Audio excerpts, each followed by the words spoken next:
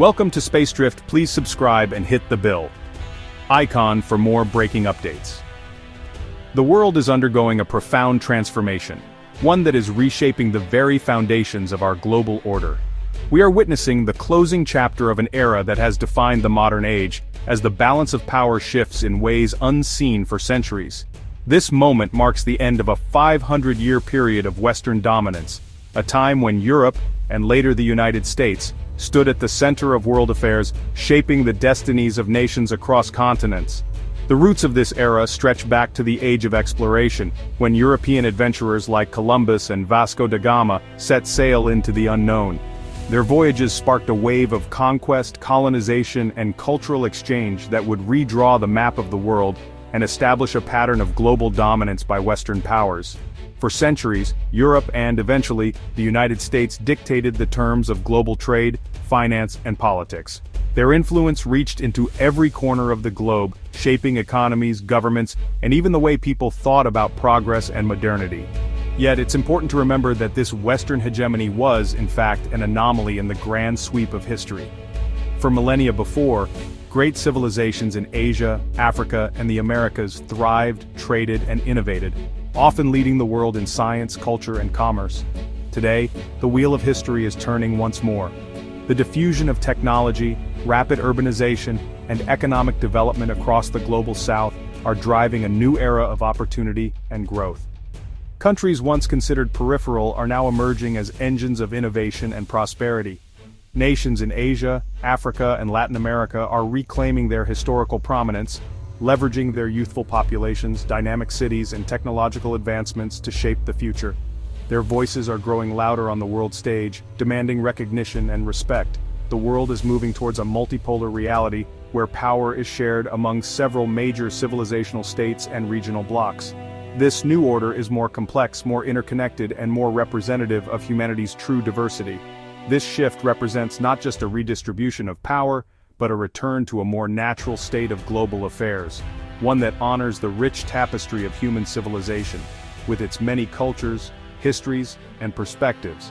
The transition underway is not merely economic, it is also demographic and political. As populations surge in Asia and Africa, and as new generations demand change, the old structures of Western dominance are becoming increasingly untenable. The world is entering a new chapter, one defined by shared power, diversity, and the promise of a truly global future. The collapse of the Soviet Union in 1991 marked a turning point in world history, ushering in a brief but significant era known as the unipolar moment. For the first time in decades, the United States stood unchallenged on the global stage, its influence stretching across continents and shaping the international order. With the US as the sole superpower, it enjoyed unprecedented economic, military, and cultural dominance. American ideals and institutions were promoted as universal, and many believed that liberal democracy had triumphed for good.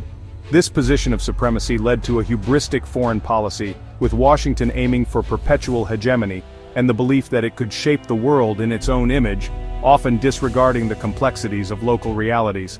The strategy involved frequent military interventions, regime change operations, and the expansion of NATO into Eastern Europe, moves that were often justified as spreading democracy and security.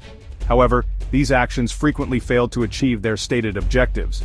Instead, they destabilized entire regions, triggered waves of refugees, and resulted in immense human suffering, with millions caught in the crossfire. Beyond military power, the US also weaponized its financial dominance, using the dollar's central role in global trade to impose unilateral sanctions on adversaries and rivals, often with little international support. Over time, this approach backfired. It accelerated the global search for alternatives to the dollar-dominated system, as countries began to resent and resist Washington's ability to control their economic destinies. The failure of this hegemonic project catalyzed a broad, anti-hegemonic coalition of nations.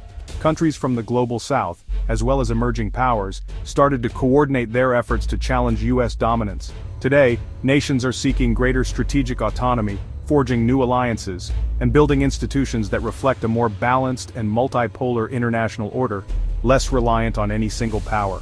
The unipolar moment has passed. Eroded by its own overreach and the determined rise of new global powers, the world is now entering a new era, one defined by competition, cooperation, and the search for a more equitable balance of power. Asia's economic resurgence is a powerful engine driving the transition to a multipolar world. Historically, Asia was the global economic center, a cradle of innovation and culture. The continent's revitalization began post-World War II with Japan's economic miracle, followed by the four Asian tigers. China and India's rise represents a seismic shift in global economic gravity. As of 2025, Asia accounts for half of the global economy, translating into political and diplomatic influence. Asian nations are actively shaping global rules, investing in infrastructure, and creating new financial institutions. This economic rebalancing challenges the assumption of a single path to prosperity, offering diverse development models. The rise and expansion of the BRICS group is a clear expression of the shift towards multipolarity. Originally 5 major emerging economies, BRICS expanded in 2024 to include Egypt, Ethiopia, Iran, and the UAE. This BRICS Plus formation represents a majority of the world's population and a significant share of global GDP. The 2024 BRICS Summit in Kazan solidified the group's mission for a multipolar world order. The Kazan Declaration called for global governance that is more democratic and representative. BRICS Plus nations are building an alternative global system, focusing on de-dollarization and new payment systems. The new development bank provides an alternative for infrastructure financing. This practical approach gives BRICS Plus enduring strength and appeal to other nations. In the emerging multipolar landscape, India stands out as a pivotal power. Its rise is rooted in its status as a civilizational state, growing economy, and independent foreign policy. India is the world's most populous nation and the third largest economy in purchasing power parity terms. Its diplomatic leadership is increasingly visible, exemplified by its G20 presidency in 2023. India acts as a bridge between geopolitical groupings, maintaining relationships with all major power centers. Its strategic autonomy makes India a natural leader for a multipolar world. India has a strong case for a permanent seat on the UN Security Council, reflecting 21st century realities. The inclusion of India would acknowledge the arrival of the multipolar era. The transition to a multipolar world offers promise, but also presents complexities and challenges.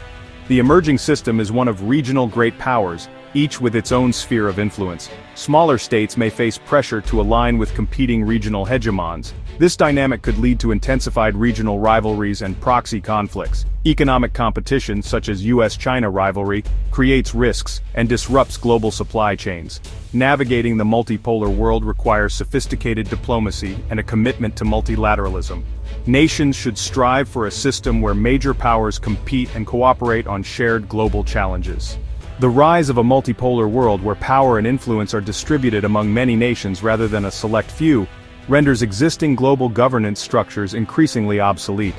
As new powers emerge and regional blocs gain prominence, the old frameworks struggle to address the complex challenges of our interconnected era. The United Nations Security Council, for example, still operates with permanent membership that reflects the geopolitical realities of the mid-20th century. This outdated composition undermines both its legitimacy and its effectiveness in responding to today's crises. Meaningful reform must include expanding the Security Council to include new permanent members who better represent the world as it is today, not as it was decades ago.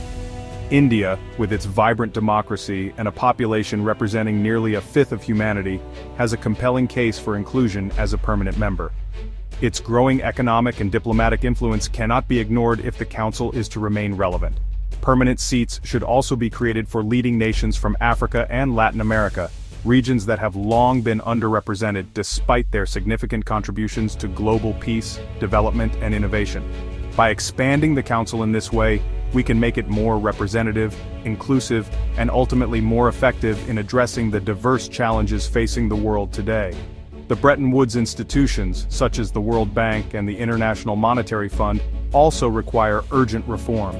These organizations must adapt to reflect the increased economic weight and influence of emerging economies, whose voices have too often been marginalized.